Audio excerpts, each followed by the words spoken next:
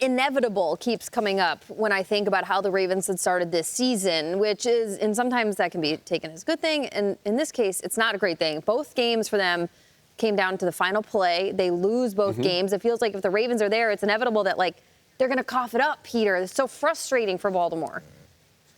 Yeah, and it's not like this is just a one-year thing. This is a issue that the Ravens have had for quite a bit now. You look at how they lost this game. They're up 10 points in the fourth quarter at home to a Raiders team that the offense hasn't done anything for the first 7 quarters of the season.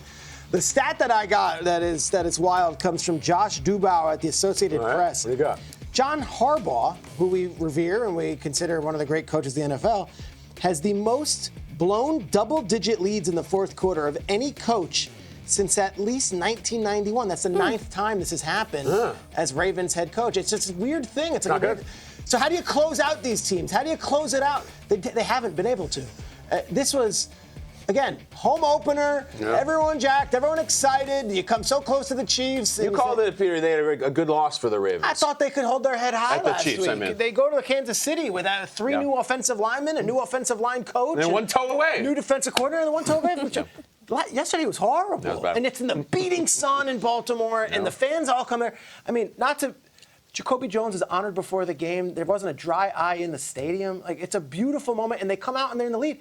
Then to give that game away, and you know who they play this week?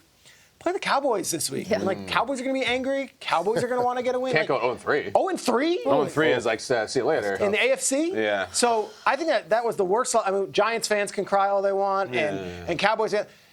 That loss for the Ravens was the worst loss for any team in the NFL yesterday because of the hole they put themselves in, and that was a winnable game against an offense that shouldn't be able to move up and down the field on them in the fourth quarter. Kyle, I'm going to follow your lead on, can we just talk about the Raiders? Let's not talk about the Ravens. Yeah, to me, this is a conversation Fair. about the Raiders and the attitude that they're taking on.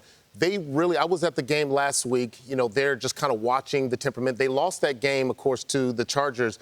But the attitude that this team is taking on, especially the defense, they're starting to act like Antonio Pierce. They're playing like Antonio Pierce. It is contagious, and I'm seeing it. That first half against the Chargers, they dominated. The Chargers had a hard time converting. I look at this game, the first half, they dominated.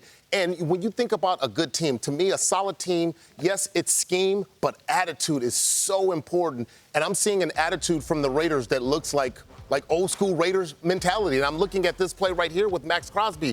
This is a great play. You can see right there Christian Wilkinson on that pick play, sacrificing himself. So then that Max Crosby can come around on that play and get that sack. That, to me, it's not only coordination, but it's also an attitude. Like, yeah, I'm Christian Wilkins, but yeah, I'm still going to go out there. I'm going to put myself out there for the team so my man Crosby can wrap around and get that sack. They brought that type of pressure. They frustrated Lamar Jackson. They shut down that offense, which is supposed to be very explosive with Zay and Lamar and all of that. I love the way the Raiders are playing. And you know what? Not a lot of people were talking about the Raiders as well. Not a lot of people. That we weren't talking about the Saints, and we weren't talking about the Raiders. You're right. You're right. And look what happened. And listen, I beat this to death, I know. I try to tell the people, week 1 is a liar. Don't pay attention so much to week 1. The Raiders went on the road. The Jets went on the road. The Browns went on the road. All these teams that look terrible week 1. Guys, focus on week 2. Week 2 for the Raiders, a game in which Max Crosby played every single snap, in which Gardner Minshew was better than Lamar Jackson, in which Devontae Adams came out and was the best player in the game for the second half. I like this team because I don't know if they're perfect. I don't know if they're going to the playoffs, any of that.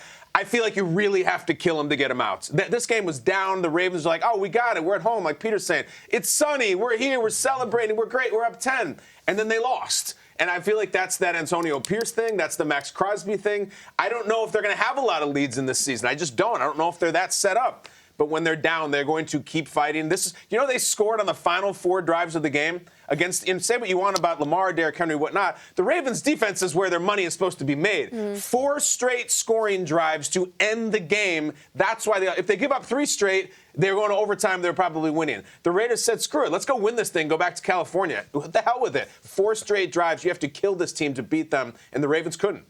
So I thought another thing that was really interesting is that Lamar Jackson starts 0-2, and the last time an MVP started his season, a reigning MVP at 0-2, was our colleague Kurt Warner. Unfortunately, he did it back in 2002. Warner and his team would go on to miss the postseason. But I'm curious to you guys out of New York and Akbar, I want to hear this from you too. Do you think that's more of an indictment on the MVP race from last season and the fact that, Kyle, you've talked about this, like we just kind of stumbled into an inevitable Lamar Jackson MVP and it wasn't like he was this runaway. So why would we expect him to enter this season just totally shot out of a cannon? The last quarterback to do that, 0-2, was back in 2002 because you expect the MVP to come firing. Well, listen, I've said this before. It was a very strange MVP last year, and we don't have to bring up a last year. He didn't have the stats. He didn't have this crazy cool story. He was just kind of like the quarterback on the best team for most of the season. The MVP. It was really weird. He had the big win against the Niners at night. Yeah, and then it was like, it's over. It's over. But, like, I would be interested to know this.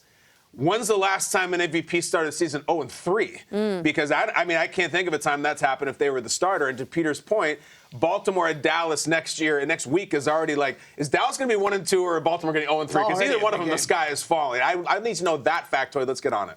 Peter, is that America's Game of the Week? Is Brady just getting a condo in Dallas to start the season? I'm not sure. Yeah, I was going to say. That game kind of sucks, though. I don't like that game. It might be Nance Romo. I can't imagine Brady gets 3 Cowboys games in a row. We'll see. I don't know what network it's on. All right, cool. I always like calling it America's Game of the Week.